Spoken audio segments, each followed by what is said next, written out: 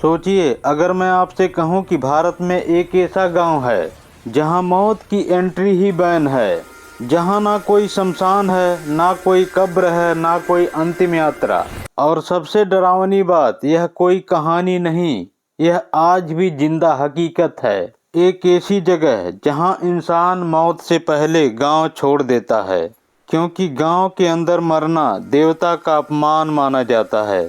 क्या सच में ऐसा कोई गांव है या यह सिर्फ अंधविश्वास है? आज की कहानी है हिमाचल के पहाड़ियों में छिपे उस रहस्य की, मालाना, जहां पहुंचना ही एक परीक्षा है। हिमाचल प्रदेश के कुल्लू घाटी के पास करीब 9,500 फीट की ऊंचाई पर बादलों के बीच छिपा एक गांव मालाना।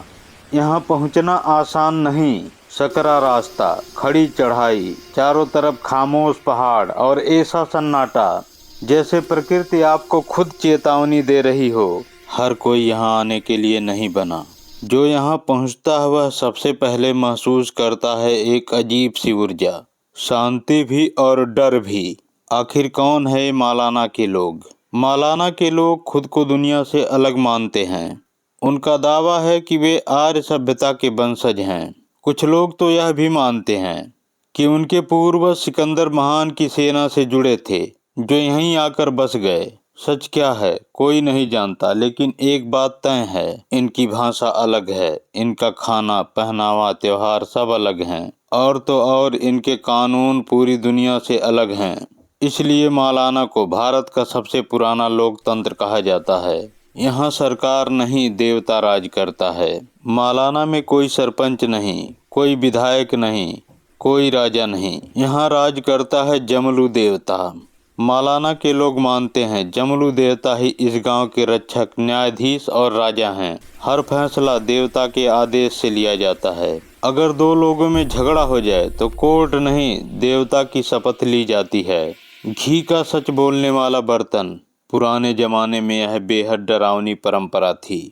दो विवादित पक्ष जमलू देवता के मंदिर में घी से भरे बर्तन रखते थे। जिस बर्तन में सबसे पहले दरार पड़ती थी वही माना जाता था झूठा। न वकील न गवाह, सिर्फ देवता का न्याय। और हैरानी की बात, गांव वाले आज भी कहते हैं देवता कभी गलत फैसला नहीं करता। यहाँ बाहरी लोग क्यों नहीं छू सकते कुछ भी।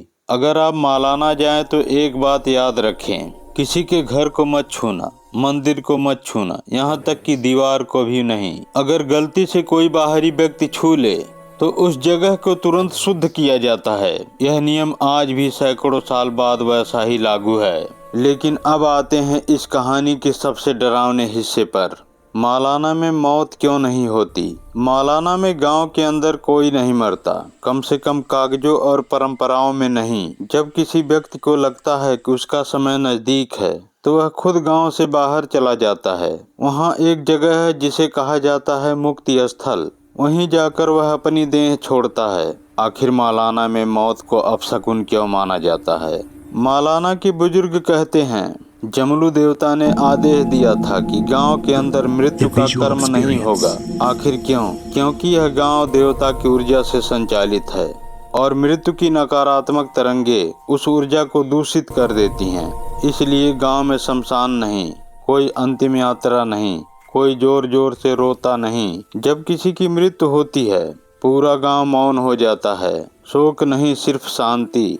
यहाँ लोग ना रोते हैं ना विलाप करते हैं, बस आंखें बंद करते हैं और मन ही मन कहते हैं जमलू देवता इस आत्मा को शांति दें। यहाँ इतनी शांति है कि बाहरी लोगों को डर लगने लगता है। रात में घंटियों की आवाज।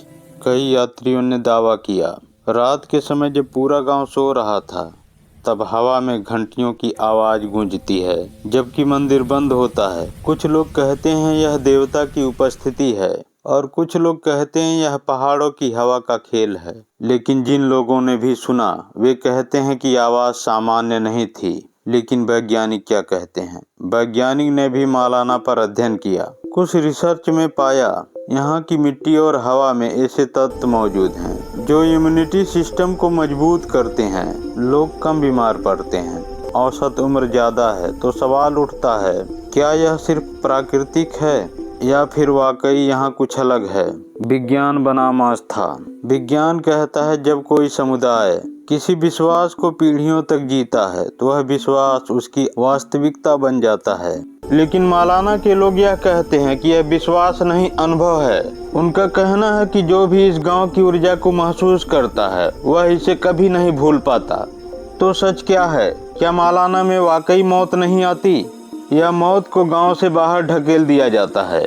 क्या यह देवता की शक्ति है या प्रकृति का रहस्य? शायद कुछ जगहें समझने के लिए नहीं, महसूस करने के लिए बनी होती हैं। भारत की धरती ऐसे ही अनगिनत रहस्यमयी जगहों से भरी है।